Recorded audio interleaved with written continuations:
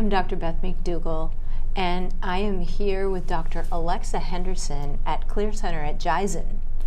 And Dr. Alexa Henderson is my colleague who I'm just thrilled to be working with, who's an internist by training, specializes in integrative medicine, and for quite some time has been focusing on integrative cancer care. And I thought this would be a great forum to discuss how you approach cancer and how you support people with a cancer diagnosis. Give us a little background on that. Yeah, thank you so much, Beth. I'm Alexa Henderson. I'm so happy to be here. You know, my background really includes a lot of traditional medicine, and that includes cancer patients who were managed in more of a traditional setting. This whole quest, really, my pursuit of medicine and pursuit of knowledge has really led me to pursue functional medicine and integrative medicine, which I really feel addresses the root cause of disease processes. And when you look at cancer, you're really looking at the ultimate disease process that with the tools of functional medicine, we're really able to break down, diagnose, and treat more effectively than we have tools for in traditional medicine. So there's a lot of different tools that I have and a lot of different diagnostic processes that I use, and I'd be happy to delve into them. Yeah, I would love that. And, you know, I really think there's a concept that it'd be good to share right up front, that cancer is a metabolic disease. Mm-hmm. It's really involving, you know, kind of an error in cellular metabolism at the most fundamental level. And, you know, the way I think it's been approached in Western medicine is very localized. You know, if someone has breast cancer, let's say, they're focusing on cutting it out and maybe irradiating that area. And instead of really approaching it like a body-wide phenomenon. Mm-hmm. And so can you maybe speak to that too as the basis of what, you know, the physiology of cancer and why you do what you do? Yeah, absolutely. And so, you know, cancer starts off as one cell, and by the time you have a detectable mass, you're looking at billions of cells. So we all know that physiological processes don't happen in the body randomly, so there's always a reason for everything. So part of what I do is really looking deep beneath the layers of how did this happen. The Western approach is more, okay, we have a mass, now let's cut it out, irradiate it, give it chemotherapy. But we know that most cancers take 8 to 10 years to form. So there are physiological processes that go awry during that time. And so it really is important to do the deep investigation. So what caused the cancer? What happened in the body? Normally, cancer is a result of a series of abnormalities in the body and different cellular disruptions that occur over an 8 to 10 year period. So part of what I do is really, you know, unraveling the layers, peeling back the onion. So what went wrong, when, and how can I fix it? Now, there are multiple different things that contribute to that 8 to 10 year process. Things like viruses, infections, fungus, mold, micronutrient deficiencies, and even emotional stress, as emotional stress significantly disrupts our energy. With regards to the metabolism, cancer cells are really a world within a world. So they're a world within our body. They have their own metabolism. They have their own glycolysis. So they really are metabolic. It really is a metabolic problem. Even just looking at sugar sources and how cancers metastasize, how they cell divide, is very much a metabolic process. So it's really important to not only look at the why, and make sure that we're identifying and treating the patient on every level with whatever we find, but also we want to heal the body from inside out, balance the energetic, balance the physical, emotional, spiritual, and treat the person as a whole being. I love that. Oh, it's so sorely lacking oftentimes. And when you say cancer cells are a world within a world, like they have a different metabolism, can you speak to that a little bit more? Yeah, absolutely. So essentially, you know, we as humans have our own metabolism, and you know, we make ATP, we need glucose. There are a number of different factors in the whole Krebs cycle that creates energy for us, essentially. So cancers, they have their own energetic cycles. Mm-hmm. And you know, different things within that cycle actually promote the growth. And so things like glucose. So, for example, we take sugar in our diet. It's very common. Cancer cells have their own glycolytic pathway. So they use sugar for certain pathways and they grow, because of sugar, which is one reason that I always emphasize low sugar diet, very low glycemic diet. They also thrive in anaerobic environments. So they have their own metabolism that creates anaerobic environments, which as they become more anaerobic, they grow and they thrive. So one thing in my treatment plan is to oxygenate the patient, because we know that oxygen starves off that anaerobic fuel that the cancer cells need to grow and that they promote just from their own little internal world of growth. Right.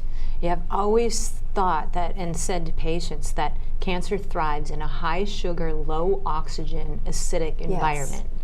And so our therapies are often geared toward reducing sugar, kind of changing the way, what fuels the body is using, from going from sugar to fat as a fuel, and also oxygenating the body and making it more alkaline. Absolutely. Yeah. Yeah. Now, one of the cool things you do that very few people do, and I think is absolutely indispensable for a good outcome with cancer and also for preventing recurrence once it's been treated, is the RGCC testing that you do, and where you're looking for circulating tumor stem cells and the genes they're expressing and kind of coming up with therapeutic protocols to optimize that.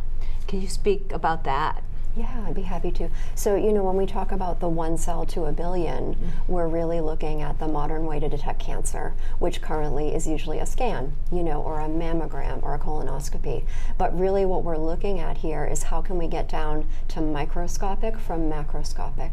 Because by the time you have a billion, what are you going to do? You're going to cut it out, chemotherapy, radiation, whatever it is. So all cancer cells migrate and spread in the body via the blood and the lymphatics.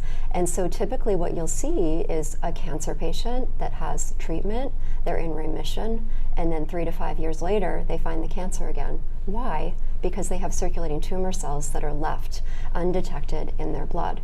So it really is important to get down to that microscopic level. So what we can actually do is take the blood, send it to Greece using RGCC lab, and really pull apart the blood and see if there are any circulating tumor cells. Now, most people actually clear cancer cells on a regular basis. So it's very interesting. You can sometimes have a few cancer cells that are there that are being cleared by the immune system, but typically when there is a cancer diagnosis, there are going to be circulating tumor cells. And the wonderful thing about RGCC is they can identify them, count them. We have a number that we can actually give the patient. And then they actually take the circulating tumor cells and they measure their sensitivity toward all of the chemotherapy agents, which is really helpful if you're getting chemo. You want to make sure that you're actually responsive to that agent. And then also it, as you had mentioned, determines the genetic behavior of the cancer cells, the different markers that are on top of the cancer cells, how they're behaving, if they have hormone receptor positivity. And then ultimately what the patients really like is they take the circulating tumor cells, put them in a medium, and use all the different supplements. The nutraceuticals. The nutraceuticals, so vitamin C, mushroom extracts, and they can determine if that causes, cell die-off. And in a lot of instances it does. So it's really a great complement to traditional medicine and to oncology to really be able to take that patient and say, okay, here's how many circulating tumor cells you have, here's what they're sensitive to, and I can give you, nutraceuticals that are natural to help support your body in eradicating them. So it's a very exciting test. It really is. And what I like about you, where you're coming out of kind of a traditional medicine training, you were an internist by training, you were a hospitalist for many years, right? Is that you are so skilled at working with a patient no matter how they've chosen to approach their cancer. You're very confident to speak with their oncologist and kind of work hand in hand with their oncologist if they're going through traditional kind of therapies like chemo, radiation, surgery. You're very skilled at supporting people on the other side of that. If they've been there, done that, now you're going to make sure you're preventing recurrence. And, for those that have tried chemo and they've no further options are available to them. You can sometimes provide options that just have not been considered before. So I just love how you can kind of like come into the picture at any stage really, and really help people. Absolutely. Yeah. Yeah. And the other thing that I'm able to do is there are some people that are pursuing traditional pathways with surgery, chemotherapy, and radiation. And, those are damaging to the body. So there are lots of different ways that I can help the patient support themselves through this process. For example, radiation, hyperbaric oxygen is phenomenal. It's a phenomenal adjunct to radiation. It helps radiation be more effective. There's lots of different alternatives that I can employ to help make the treatments more successful and to protect the body from the damages of some of the treatments as well. Right. And we even have the Novathor, for example, which has been approved for dealing with some of the side effects of chemotherapy, like mucositis and things like that. Right. So anyway, I just appreciate how you approach this. And what I've also been struck by over time is the way you approach a complex kind of multifactorial metabolic disease like cancer is very similar to, in many ways, to how I approach like neurodegenerative disease or multi-infectious diseases. And so it kind of boils down to some of the same underlying factors are at play. Like I've noticed a lot of times people with cancer are diagnosed with a chronic infection. Oftentimes they have Lyme disease. Oftentimes they have had mold exposure. Maybe they have reactivated viral infections. Maybe they have dental cavitations. So it's like, you're unearthing a whole variety of factors with these cancer patients, and I'm unearthing kind of the same slew of factors oftentimes with someone with really severe disabling chronic fatigue syndrome. Right. And I think what I love is that we're both so geared toward getting to the most fundamental root cause, which really kind of brings you down to the essentials of cell physiology and energy generation in the mitochondria from oxygen and glucose, and how can we optimize all those things and kind of correct imbalances there? Yeah, that's a great question, and that gets down to diagnostics for me. In terms of testing for a cancer patient, my testing is extremely extensive.